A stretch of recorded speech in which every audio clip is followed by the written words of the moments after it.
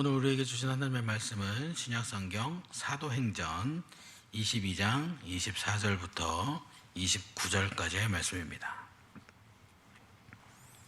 신약성경 사도행전 22장 24절부터 29절까지의 말씀입니다.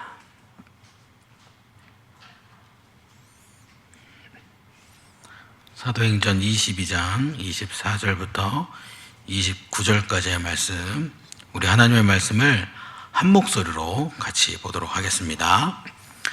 천부장이 바울을 영내로 데려가라 명하고 그들이 무슨 일로 그에 대하여 떠드는지 알고자 하여 채찍질하며 신문하라 한데, 가죽줄로 바울을 매니 바울의 곁에 서 있는 백부장더러 이르되, 너희가 로마 시민된 자를 죄도 정하지 아니하고 채찍질할 수 있느냐 하니, 백부장이 듣고 가서 천부장에게 전하여 이르되, 어찌하려 하느냐, 이는 로마 시민이라 하니, 천부장이 와서 바울에게 말하되, 내가 로마 시민이냐 내게 말하라.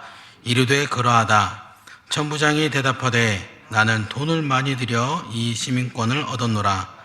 바울이 이르되, 나는 나면서부터라 하니, 신문하려던 사람들이 곧 그에게서 물러가고, 천부장도 그가 로마 시민인 줄 알고 또 그 결박한 것 때문에 두려워하니라. 아멘. 네, 우리 서로 바라보시면서 인사하시겠습니다. 네, 주며듭시다. 네. 우리의 삶 속에 주님이 스며들어서 날마다 하나님께 더욱더 가까워지시기를 주님의 이름으로 소망합니다. 네, 벌써 2021년이 이제 2달도 남지 않았습니다. 네. 이제 이 새해가 오면 2022년에 우리가 어떻게 살아야 할 것인지, 어떻게 하나님께서 기뻐하시는 삶을 살아갈지를 생각하고 한 해에 계획을 세울 때가 됐습니다. 또 그에 맞춰서 우리는 다음 주에 하나님께 2022년에도 하나님을 영광을 위해서 사용해 주시라고 사역 신청을 할 겁니다. 우리의 삶을 하나님께 2022년에도 드리겠습니다. 온전히 하나님을 향해서 헌신하는 삶을 살겠습니다. 하나님께서 영광 받으시는 일에 헌신하도록 하겠습니다. 우리 그렇게 약속할 겁니다. 자, 하나님께 헌신하는 삶을 산다. 이 헌신하는 삶의 모습을 아주 잘 보여준 분이 오늘 우리가 말씀을 통해 읽은 사도 바울입니다. 오늘의 말씀, 이 바울의 삶의 모습을 통해서 2022년도도 나아가 우리 평생 동안 하나님께 바른 헌신의 삶을 사는 우리 모두가 되기를 소망합니다. 네. 사도행전 21장에서 예루살렘으로 들어온 바울이 그동안 바울을 잡기 위해 쫓아다니던 사람들에 의해서 잡혔습니다. 잡혀서 많은 고난을 당하게 되었습니다. 그 과정 중에 큰 소란이 일어났어요. 제가 언젠가 이 자리에서 말씀을 전할 때 로마 황제가 되게 싫어하는 게 있다고 그랬습니다. 그것은 사람들이 많이 모이는 것. 네, 바울을 잡고 바울을 신문하고 바울을 고문하는 과정에서 큰 소란이 일어났어요.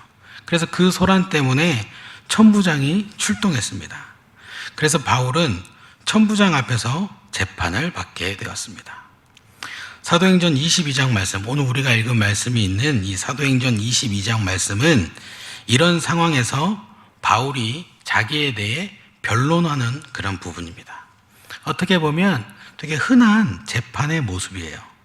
사람들에게 잡혀갔고 재판장 앞에서 자기를 변론하는 모습입니다. 그런데 오늘 우리가 읽은 이 말씀에서 이 재판의 모습에서 한 가지 흔하지 않은 모습이 있습니다. 이 흔하지 않은 모습을 우리가 지금 살펴볼 것입니다. 자, 일반적으로 재판을 받으면 원고가 있고요, 피고가 있고요, 검사, 변호사 그렇게 있습니다. 그리고 그 사람들이 재판장 앞에 서죠. 자, 말씀을 대입해 보면 지금 여기서 재판장은 천부장입니다. 그리고 원고 측은 바울을 잡자고 하는 수많은 유대인들이고 피고는 바울입니다. 네. 시대의 특성상 구성원들이 조금은 간략화도 됐고 더 늘어나기도 했지만 비슷해요.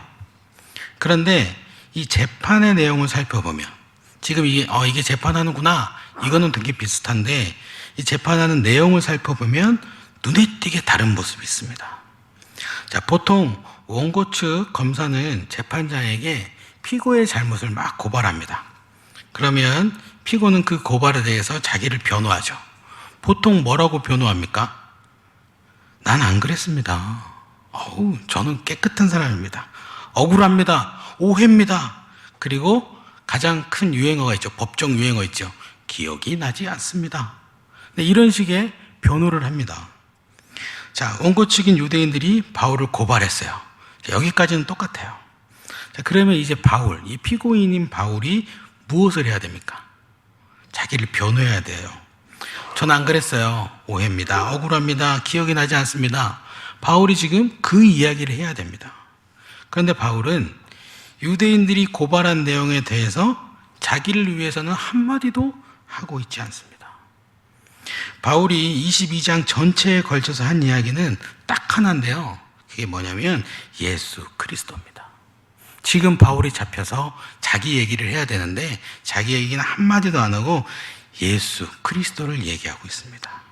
자기의 생애를 통해서 확실하게 만났고 확실하게 알게 된 예수 그리스도를 지금 증언하고 있습니다. 어떻게 보면 되게 이상해요. 분명히 방금 전까지 바울은 굉장히 많은 사람들에게 둘러싸여 맞았어요. 목숨이 위험한 상황이었단 말이에요. 그런데 천부장이 와서 그나마 이제 맞지 않고 목숨을 잃는 위협에서 조금 벗어나는 상황에서 재판받는 상황이 됐습니다. 그런데 사도 바울은 지금 그 상황에서 자기를 위해서는 한마디도 하지 않고 있습니다. 지금 이 재판에서 좀 좋은 결과가 나와야 자기가 완전히 안전하게 될 거 아니에요. 이제 생명이 보장될 텐데 자기가 여기서 잘해야 생명이 보장될 텐데 그에 대한 얘기는 조금도 하지 않고 있습니다. 그리고 오직 예수 그리스도만 이야기하고 있습니다. 자, 이 이상한 상황이 바울의 선교 전략입니다. 바울은 세상 끝까지 복음을 전하려고 했어요.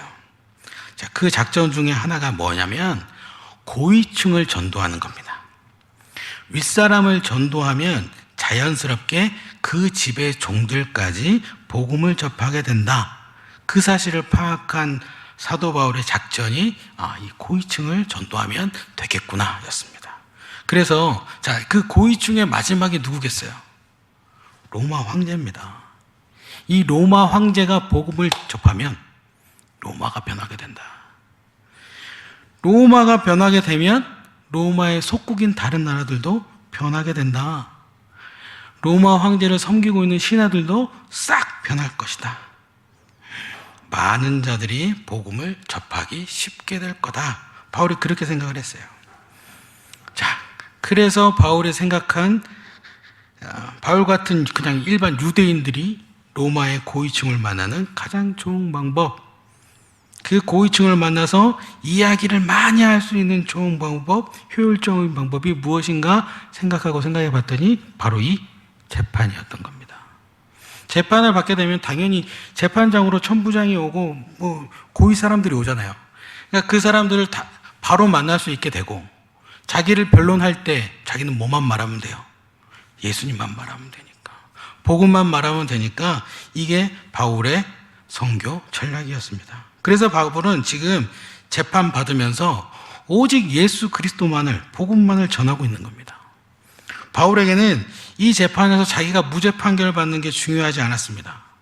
이 재판을 통해서 복음이 전해지는 게 바울에겐 가장 중요했습니다.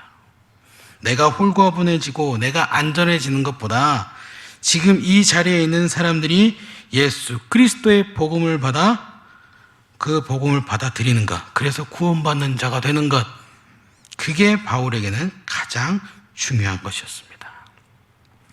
자, 바로 이거예요. 내 안위보다 하나님의 일을 우선하는 것. 바울의 경우로 보면 자기의 안전보다, 자기 목숨의 안전보다 복음이 전해지는 것을 우선하는 것. 이게 바로 헌신입니다. 내가 잘 살고 내가 편하게 사는 것보다 하나님의 일을 우선하는 것, 이게 바로 헌신입니다. 오늘 말씀을 조금 더 살펴보면 이와 같은 이 복음을 우선하는 사도 바울, 즉 헌신하는 사도 바울을 다시 한번 더 확인할 수 있습니다. 바울이 이렇게 예수님만 계속 얘기를 하다 보니까 지금 재판장으로 온 천부장이 바울이 왜 사람들에게 계속 맡고 있었는가를 알 수가 없어요. 이 의문을 풀어야 뭐 재판의 결론을 내려주고 뭐 바울을 더 이상 때리지 말아라 하든지 바울이 잘못했네 매우 쳐라 감옥에 가둬라 뭐 이런 걸 할 텐데 바울이 자기 변론하는 시간에 자기 얘기를 안 하고 계속 예수 그리스도의 복음만 얘기하니까 의문을 풀 수가 없게 됐어요. 그래서 참 이게 내가 지금 변론하랬더니 뭐 하고 있는 거야? 이러고 있는 와중인데 또 유대인들이 지금 바울의 얘기를 듣고 있는 유대인들이 또 다시 소동을 피웁니다. 바울을 쳐 죽여라 하면서 소동을 피우고 있는 거예요. 천부장이 이제 정말 짜증이 난 것 같습니다. 그래서 다른 이야기 하지 말고 네 얘기를 할 거면 하고 아니면 안 되겠다 하면서 바울의 이야기를 듣기 위해 신문을 하라. 쳐서 자기 말을 하도록 만들어라. 그렇게 명령을 합니다. 시간을 줬는데 자꾸만 다른 소리를 한다. 나는 지금 이 혼란을 마무리 지으러 왔으니까 얼른 마무리 지어야겠다. 자, 바울을 매우 쳐라. 자기가 무슨 일을 했는지 실토할 때까지 매우 쳐라. 그렇게 말을 했어요. 얼른 진술하게 만들으라고 그렇게 말을 한 겁니다. 자, 이때 천부장의 말을 듣고 바울이 25절 말씀에 이렇게 말을 합니다. 너희가 로마 시민이 된 자를 죄도 정하지 아니하고 채찍질할 수 있느냐? 이렇게 말합니다. 나는 로마 시민이다. 그런데 내 혐의가 무엇인지 밝히지도 않고 나를 친다고? 로마 시민인 나의 인권을 보장해라. 지금 그렇게 말하고 있는 겁니다. 자, 바울이 이렇게 말하니까 상황이 완전히 뒤집혀 버렸어요. 바울의 이 말 한마디에 지금 천부장이 벌벌 떠는 상황이 됐습니다. 바울에게 천부장이 가서 야, 나는 로마 시민 되려고 돈 되게 많이 주고 그 시민권 샀는데 넌 어떻게 로마 시민이 됐냐? 물어봤습니다. 그랬더니 바울이 난 태어날 때부터 로마 시민이었다. 그렇게 말합니다. 이 시대에 로마인이 되는 방법은 로마인의 자녀로 태어나는 방법, 그리고 큰 공로를 세워서 로마인이 되는 방법, 그리고 이 천부장과 같이 돈을 주고 시민권을 사서 로마인이 되는 방법이 있었습니다. 근데 이때 이 로마인이 된 사람들이 급이 나눠졌었어요.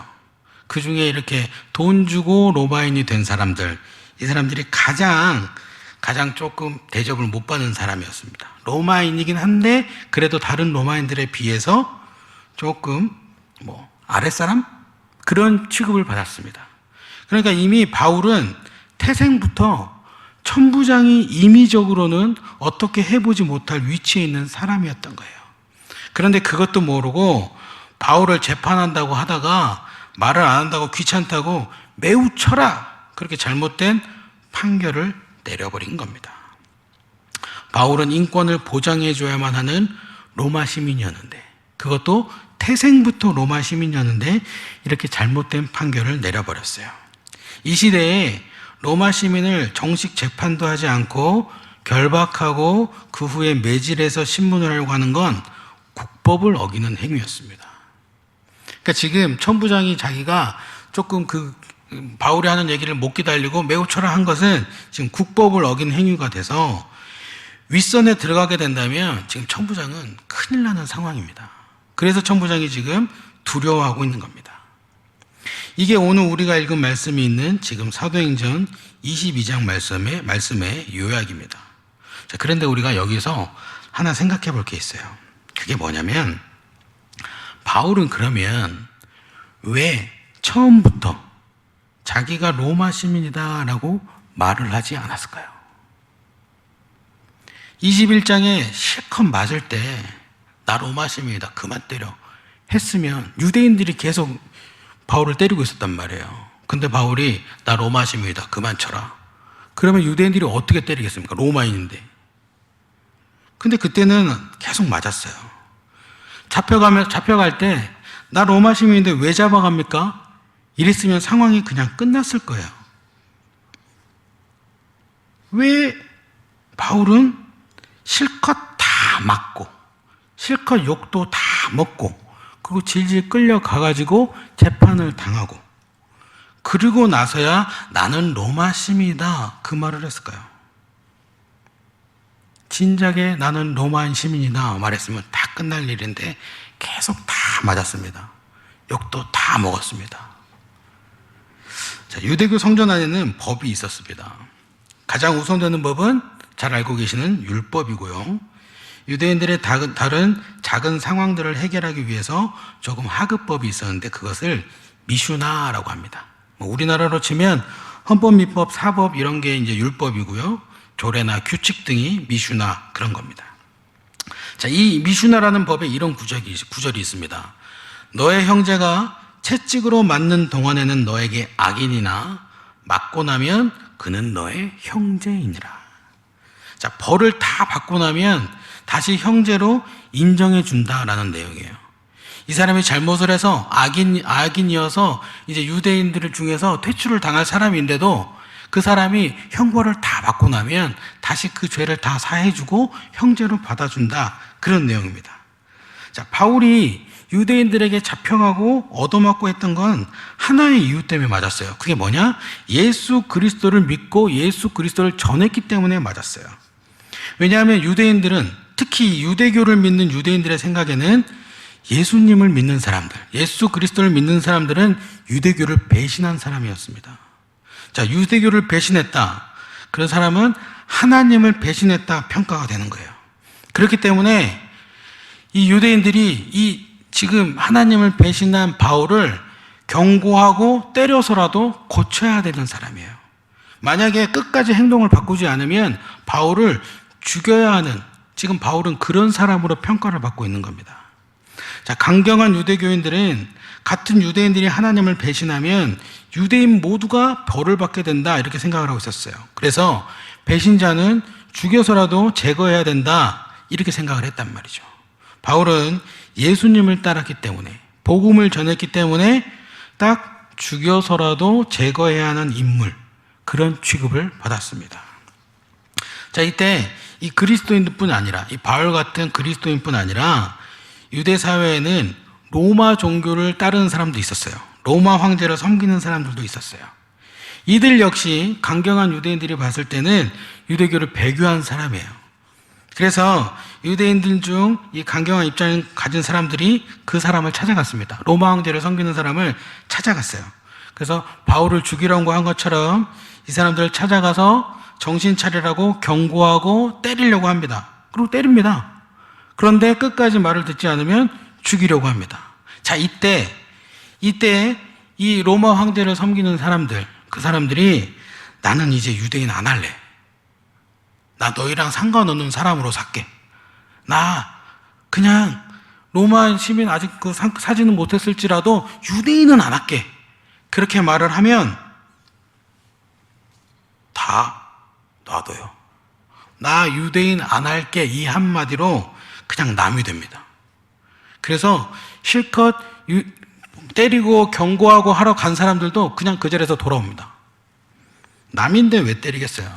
남이 구원을 받건 못하건 말건 이제 이 사람은 다른 민족이니 우리 유대인에게 피해가 오지 않는다. 그렇게 생각을 하고 그래 너 알아서 해라. 그리고 끝이 납니다. 그리고 돌아와요. 대신에 이 배교한 사람, 난 이제부터 유대인 안 할게 한 사람은 유대인들의 문화 안에 들어오지는 못합니다. 유대인의 문화라고 하면 가장 대표적으로 회당이라는 게 있죠. 회당으로 들어올 수가 없어요. 회당에서 예배를 드리고 하나님 말씀을 나눠야 되는데 그 행동을 할 수 없어요. 그리고 유대인들은 대부분 유대인들끼리만 이야기하죠. 이방인들하고 얘기하면 내가 부정해진다라는 생각이 있기 때문에 거의 유대인들하고는 이제 교류 자체가 없게 되는 겁니다.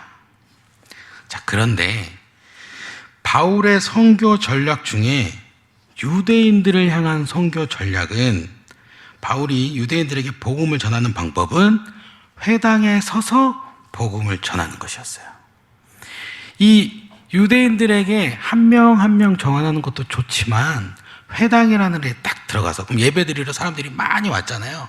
그곳에서 자기가 하나님의 사랑에 대해, 율법에 대해 이렇게 말을 할 기회가 주어집니다. 그러면 딱 일어나서 무엇을 얘기하냐? 복음을 얘기하는 거예요. 그런데 만약 바울이 유대인 안 한다, 그렇게 말을 하면 회당에서 예배를 드릴 수 없게 됩니다. 그러면 이 유대인들에게 복음 전할 기회를 놓치게 되는 거거든요. 또 회당만이 문제가 아니죠. 유대인들은 유대인 아니면 종교적으로는 전혀 말이 먹히지 않기 때문에 유대인에게 다가가서 말을 하는 것조차 어렵게 됩니다. 근데 바울은 유대인들에게도 복음을 전해야 되거든요. 그래서 자기가 계속 유대인이어야 됩니다. 바로 이 이유 때문에 바울은 항상 맞은 겁니다. 난 로마 시민이야, 건들지 마, 이렇게 말하고 안 맞을 수 있었습니다. 어차피 유대교를 자기가 믿고 있는 것도 아니잖아요. 그리고 자기는 예수 그리스도를 믿기 때문에 뭐 유대교 나 거기 안 들어도 상관없다, 이게 생각할 수 있어요. 그리고 어차피 자기는 이방인의 사도라고 많이 부름을 받았죠. 그리고 이방인들과, 그러니까 계속 바울은 이방인들과 지내며 이방인들에게 복음을 전해도 되는 겁니다. 하나님의 일을 안 하고 있는 게 아니잖아요. 그리고 유대인들은 또 다른 제자들이 열심히 잘 전하더라고요. 그러니까 그래, 나는 그러면 아예 이방인들에게 열심히 복음을 전해야 되나 보다, 그러고 가도 돼요. 그런데 바울은 그렇게 하지 않았습니다. 바울이 자기가 로마 시민인 것을 강조하고 맞는 것을 피하려고 했다면 다시는 유대인들에게 복음을 전할 수 없기 때문에 그들에게 끌려가서 맞은 겁니다. 그렇게 형벌로 열심히 맞고 나면 이제 다시 바울을 유대인으로 인정을 해주는 겁니다. 그래서 유대인이니까 바울과 얘기를 또 해줘요. 그리고 바울이 회당으로 들어올 수 있게 해줍니다. 그리고 회당에서 예배를 드릴 때 일어나거나 또 앞에 서서 자기 얘기를 할 수 있는 자격이 주어지는 거예요. 그럼 바울이 또 서서 뭘 얘기합니까? 복음을 얘기합니다. 예수 그리스도를 계속 얘기하는 거예요. 그러면 또 그 회당 안에 있는 유대인들이 계속 이 바울을 봤잖아요. 또 제가 예수 그리스도를 전하네, 나중에 예배 끝나고 나가서 잡아야지. 그럼 또 잡혀가는 거예요. 또 맞는 거예요. 또 들어가는 거예요. 또 복음 전하는 거예요. 전하고 잡히고 맞고, 전하고 잡히고 맞고. 계속 이런 일을 바울은 반복한 겁니다. 내 몸의 안위보다 복음이 전해지는 것이 소중했던 바울. 그에게는 분명히 이 상황을 피해갈 수 있는 방법이 있었습니다. 그러나 하나님의 뜻을 소중하게 여긴 바울은 안전보다 복음이 전해지는 것을 선택합니다. 더 가치 있고 더 중요한 일, 하나님의 일인 복음을 생각한 것입니다. 바울은 복음이 먼저다, 이렇게 생각을 한 거예요. 복음을 위해서 내 몸의 안위도 포기한다. 이게 사도 바울이 우리에게 보여준 헌신의 모습입니다. 자, 이 자리에 계신 우리 일산연못교회 모든 성도 여러분, 하나님께 헌신하실 준비가 되셨습니까? 우리 역시 하나님이 먼저다, 하나님의 영광이 먼저다, 복음이 먼저다, 이 헌신의 마음이 채워지기를 바랍니다. 그리고 그 마음을 통해서, 이 헌신의 마음이 딱 채워진 이 마음을 토대로 2022년의 사역을 신청하면 좋겠습니다. 해마다 하는 거니까, 나 그동안 계속 해왔던 거니까 그런 거 아니고요. 옆에서 자꾸 권사님이 해, 집사님이 해, 장로님이 하셔, 옆에서 하라고 하니까 울며 겨자 먹기로 하는 게 아니고요. 하나님을 위해서, 하나님의 나라를 위해서, 하나님의 영광을 위해서, 예배를 위해서, 하나님의 기쁨을 위해서, 복음을 위해 헌신한 사도 바울과 같이 하나님을 위해 언제나 헌신하는 저와 여러분이 되기를 주님의 이름으로 축원합니다. 기도하겠습니다. 참 좋으신 사랑의 하나님, 감사드립니다. 말씀을 통해서 또 특별히 사도 바울의 모습을 통해서 하나님께 올바르게 헌신하는 모습을 알게 하심을 감사드립니다. 그 어떤 것보다 하나님을 우선하겠습니다. 하나님의 나라와 하나님의 영광, 복음을 우선하겠습니다. 이런 삶의 모습을 통해 하나님께서 기뻐하시는 삶을 살아가는, 하나님 앞에 온전히 헌신하는 삶을 살아가는 우리 모두가 되도록 인도하여 주시옵소서. 감사드립니다. 예수님의 이름으로 기도드립니다. 아멘.